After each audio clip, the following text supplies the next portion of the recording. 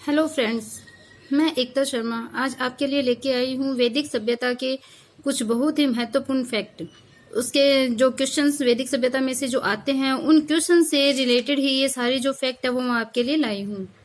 तो वीडियो को स्टार्ट करने से पहले अगर आपने मेरे चैनल को लाइक सब्सक्राइब नहीं किया है तो जल्दी से इसको लाइक कीजिए, सब्सक्राइब कीजिए और ज़्यादा से ज़्यादा इसको शेयर कीजिए। वैदिक सभ्यता काल जिसका प्रारंभ होता है 1500 से 600 ईसा पूर्व। तो देखो, सबसे पहले सभ्यता कौन सी आती है? अपनी सिंधु घाटी सभ्यता जो हमने कल पढ़ी थी। उस सभ्यता के बाद में जैसे 1750 में उस सभ्यता का अंत हो गया था। 2350 से 1750 को माना जाता है। 1750 के टाइम में जब वो सभ्यता खत्म हो गई थी, उस सभ्यता के खत्म होने के लिए बहुत सारे कारण है वो बताए गए हैं। कोई बोलता है कि बाढ़ आई थी, कोई बोलता है आकाशीय पिंड गिरा था, तो अग्निकांड हुआ था। मतलब इस टाइप से बहुत सारी जो बातें हैं वो सिंधु घाटी सभ्यता का जो जब नष्ट हुई थी उसके लिए बोला जाता है। लेकिन उसके बाद में एक सभ्यता आती है वैदिक काल के अंदर। वैदिक काल क्यों बोला गया है? क्योंकि वो वेदों का टाइम था, तो उसको वैदिक कालीन सभ्यता है वो उसको बोला जाता है। और उसका टाइम स्पेन है वो बताया गया है 1500 से 600 ईसा पूर्व।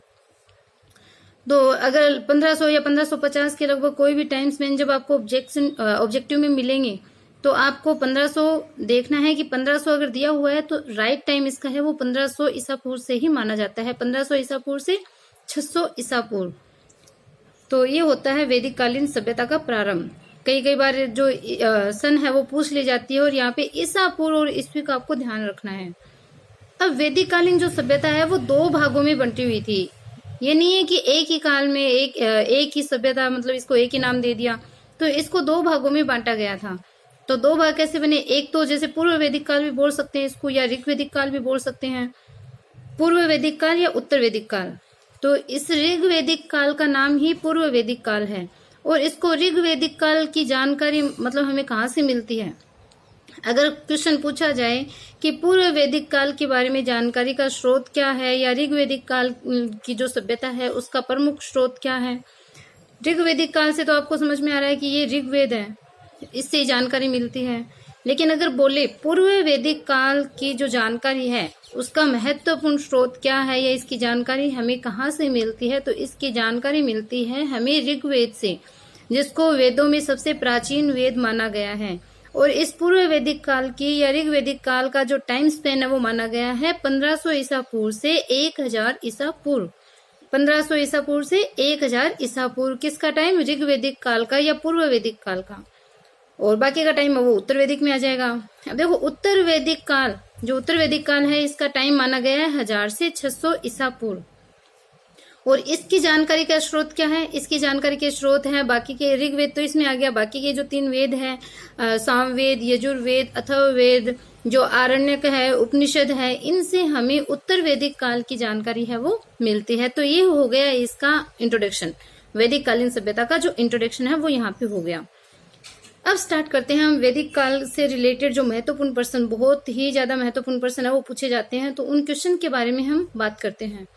तो सबसे पहले अगर बोला जाए कि वैदिक कालीन सभ्यता कैसी थी, अगर आप कंपैरिजन करो वैदिक कालीन सभ्यता का और सिंधु घाटी सभ्यता का, तो सिंधु घाटी सभ्यता है वो तो एक नगरीय सभ्यता थी। लेकिन वैदिक कालीन सभ्यता कैसी सभ्यता थी? ग्रामीण सभ्यता।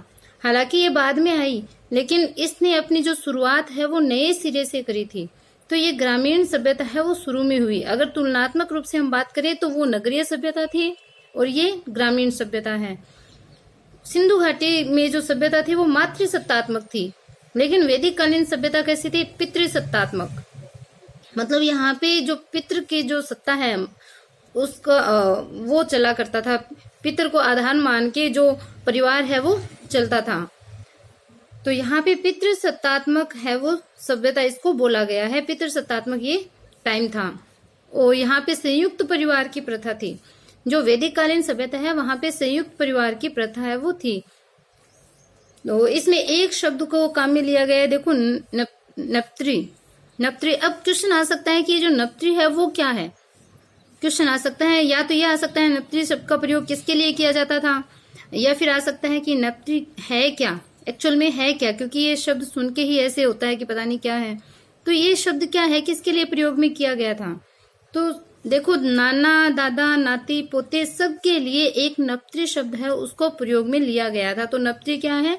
एक नाना नानी या दादा दादी, उन सब के लिए, पोते नाती जो है उनके लिए एक संबोधन का शब्द है नप्त्री। अब देखो, वैदिक कालीन सभ्यता, मतलब हम अगर वैदिक कालीन सभ्यता को अगर समझे शॉर्ट में, अगर इसके लिए कुछ अपन समझना चाहें, तो ये जो रामायण का जो काल था उस टाइम को आप मान सकते हो इसके अंदर। तो जैसे रामायण काल में जो पितृसत्तात्मक था, ग्रामीण सभ्यता, और वहां पे जो घोड़े हैं वो उनके प्रिय पशु हुआ करते थे। तो देखो, यहाँ पे जो वैदिक कालीन सभ्यता है, इन लोगों के प्रिय पशु कौन थे? घोड़े थे। और ये लोग हैं, इन लोगों की जाति क्या थी? आर्य जाति। देखो, सिंधु कालीन सभ्यता है ना, वहां पे प्रिय पशु कौन था? कुबड़ वाला जो बैल है उसको प्रिय पशु बताया गया था। और वहां के लोग हैं वो द्रविड़ जाति के थे। कुछ लोग उनको भूमध्य सागरीय लोग भी बोलते हैं, कुछ लोग उनको द्रविड़ जाति के बोलते हैं। तो मेनली उसके लिए द्रविड़ जाति के लोग है वो आता है। बट वैदिक कालीन जो सभ्यता है, यहाँ के लोग है वो किस जाति के थे? आर्य जाति के। अब सबसे इम्पोर्टेंट आजकल क्वेश्चन आते हैं नहीं पे। अगर बोल दे कि वैदिक कालीन सभ्यता में किसके अवशेष नहीं मिले? नमक। देखो, खाने में सबसे जरूरी होता है नमक, लेकिन वैदिक कालीन सभ्यता से नमक का उल्लेख है, नमक की जानकारी है, वो वहां पे नहीं मिलती। कोई भी कहीं पे भी नमक का कोई भी स्रोत, कोई भी आधार, कुछ भी नहीं बताया गया है। मतलब उन लोगों को नमक का ज्ञान है वो नहीं था। और न ही वहां पे मछली का वर्णन मिलता है। तो नमक और मछली, इन दोनों का वर्णन है वो वैदिक काल में नहीं मिलता। अब देखो, इस सभ्यता की जानकारी का स्रोत ऋग्वेद मैंने बता दिया।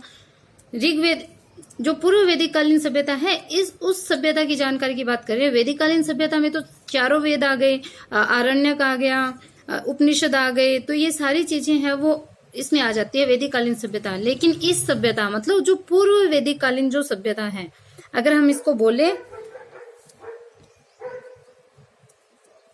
पूर्व वैदिक कालीन सभ्यता, अच्छा यहां लिख दिया, यहां है। तो इस पूर्व वैदिक कालीन इस सभ्यता की जो जानकारी है, इसका स्रोत कहाँ है? ऋग्वेद से।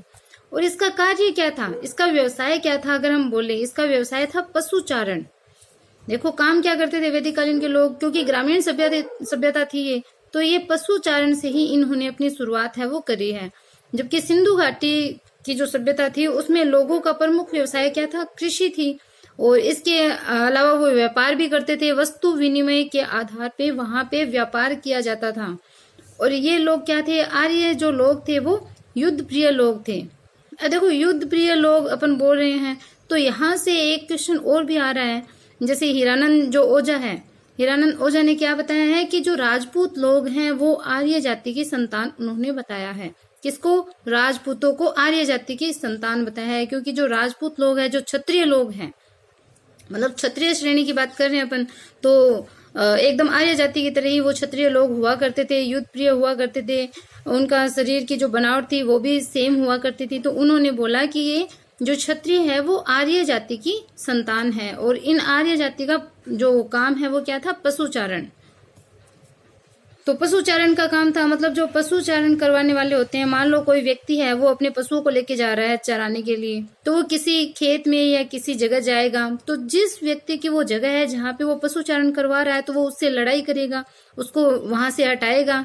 तो इस टाइप से फिर वो आगे जाएगा, तो वो आगे वाला बोलेगा कि यहाँ क्यों, यहाँ इसको चरवा रहे हो आप, आगे लेके जाओ। तो इस तरह से जो गडरिया है या जो पशुचारण करवा रहा है वो युद्ध प्रिय रहेगा, हमेशा लड़ने के लिए वो तैयार रहेगा।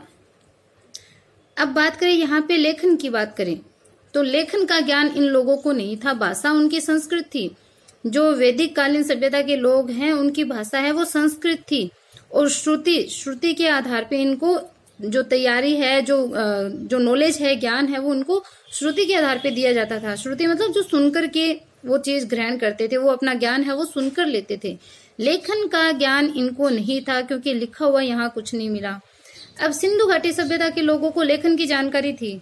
अगर हम कंपैरिजन करें, सिंधु घाटी सभ्यता के लोगों को लेखन की जानकारी थी, लेकिन उस लिपि को हम पढ़ नहीं पाए, ये अलग बात है। लिपि को नहीं पढ़ पाए, और उस लिपि को पढ़ नहीं पाए तो उस लिपि को क्या कहते हैं? उस लिपि को नाम भी दिया गया है। सिंधु घाटी सभ्यता के अंदर जो लिपि थी, उस लिपि का नाम भी दिया गया है ब्रिस्टोफेदम।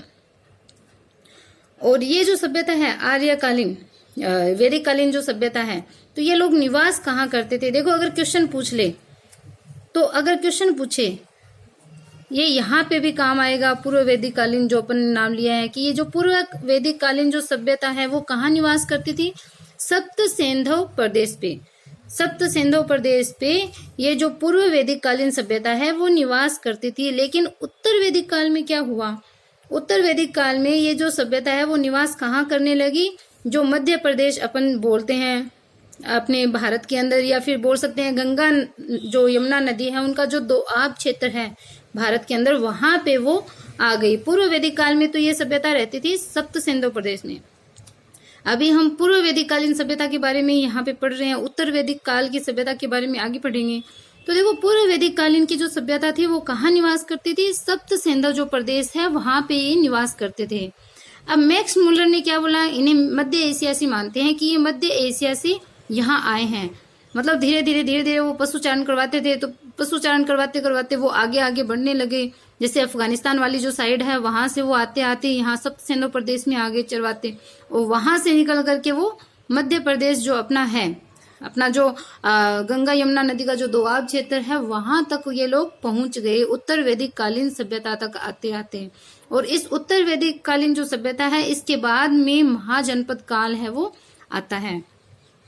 तो मैक्स मुलर ने क्या बोला, इनको मध्य एशिया से मानते हैं। क्वेश्चन आ सकता है कि मैक्स मुलर ने जो पूर्व वैदिक कालीन के लोगों को कहाँ से माना है, या वैदिक कालीन सभ्यता के लोगों को मैक्स मुलर ने कहाँ से माना है, तो मध्य एशिया से उन्होंने माना है।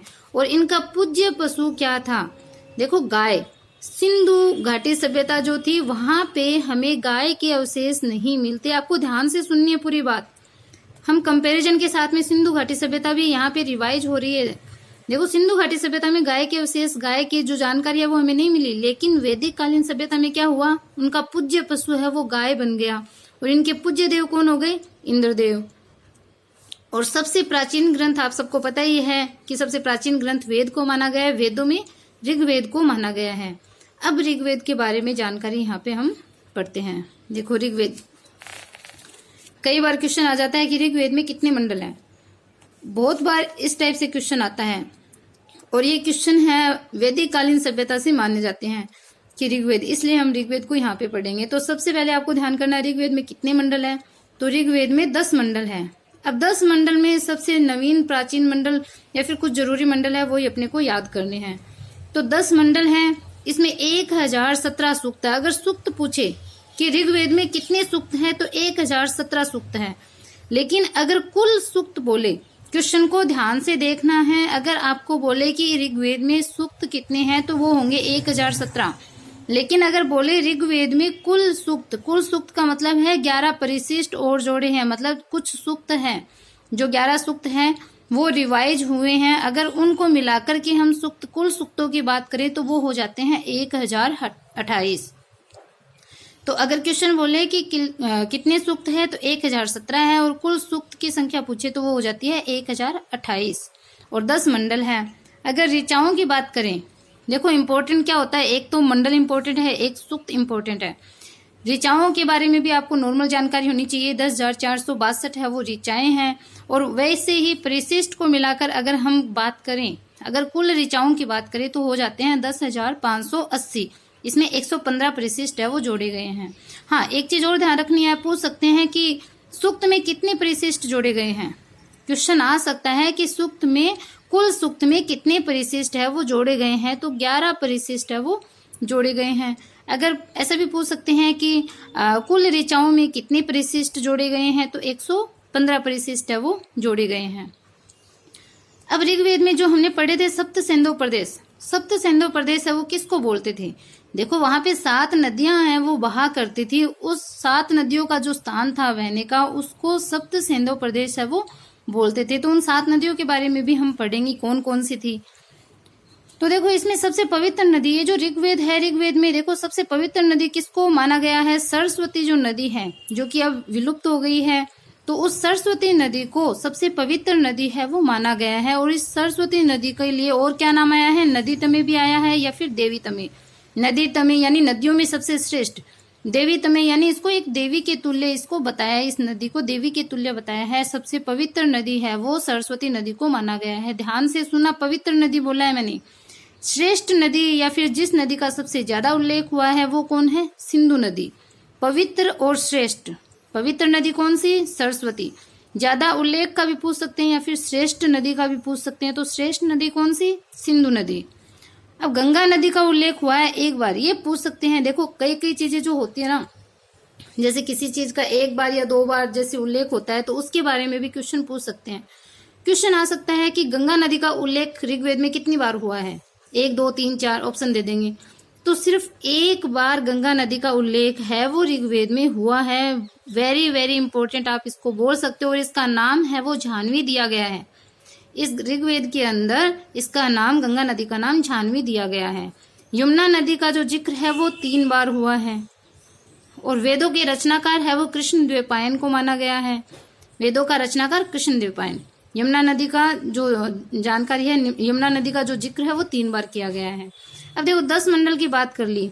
अगर हम नवीन मंडल की बात करें तो देखो 1 नंबर पे आता है, 1 नंबर वाला नवीन है, एक लास्ट वाला स्टार्टिंग, और जो लास्ट वाले 2 है वो क्या है? नवीन मंडल है, 1 नंबर का और 10 नंबर का।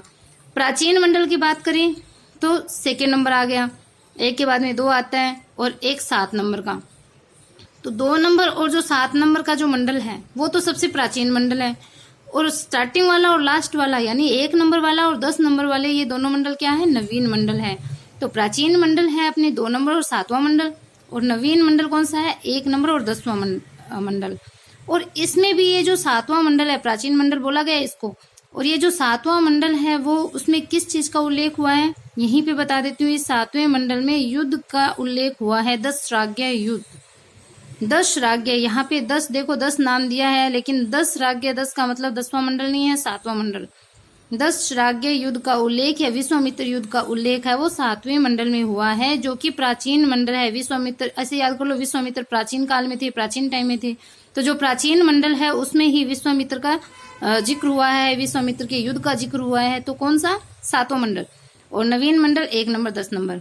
एक देखो जरूरी है कि ये जो गायत्री मंत्र का जो जाप है, जाप नाम क्या पता आए नहीं आए, पर गायत्री मंत्र का जो उल्लेख है वो कहाँ पे मिलता है? वेरी इंपॉर्टेंट फैक्ट है, इसको आप इंपॉर्टेंट में आप नोट भी कर सकते हो कि ये इंपॉर्टेंट है गायत्री मंत्र। तो गायत्री मंत्र का उल्लेख है वो हुआ है 3रे मंडल में।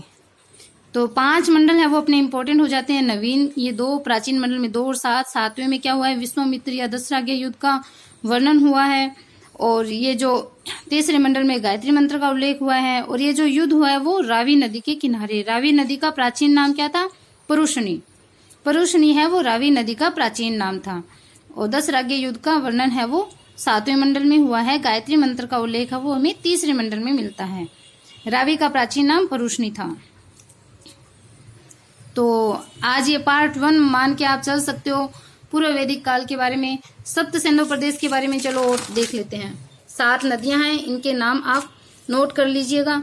नदियों के प्राचीन नाम देखो, 7 नदियां आई है, सिंधु, सतलज, व्यास, रावी, चेनाब, झेलम, घग्गटा। इनके ये प्राचीन नाम है। देखो सिंधु का प्राचीन नाम सुवासा, सतलज का सतुद्री, व्यास का विपासा, रावी का परुशनी, चेनाब या चिनाब का अस्किनी, और झेलम, झेलम का क्या है? वितस्ता, और घग्गटा, घग्गटा का क्या नाम है प्राचीन? सुसामा।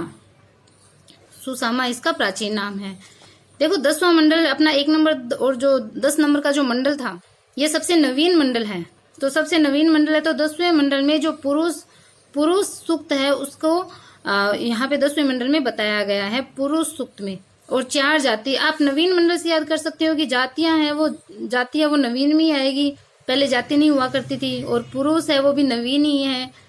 तो 10वें मंडल में पुरुष सूक्त और 4 जाति का उल्लेख हुआ है। 4 जाति आपको पता है, ब्राह्मण, क्षत्रिय, वैश्य, शूद्र।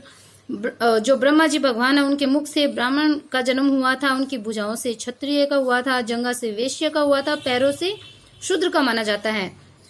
प्राचीन काल में जो जाति थी वो कर्म पे आधारित थी, मतलब व्यक्ति जैसा काम करेगा वही उसकी जाति है वो हो जाएगी। ऋग्वेद काल की बात कर रहे हैं। लेकिन बाद में क्या हुआ, जाति है वो जन्म के आधार पे आधारित हो गई, जैसे वर्तमान टाइम में चल रहा है। तो प्राचीन काल में या ऋग्वेद काल में जाति है वो कर्म पे आधारित थी। तो इतने से जो फैक्ट है वो आपको आज के लिए याद करने हैं।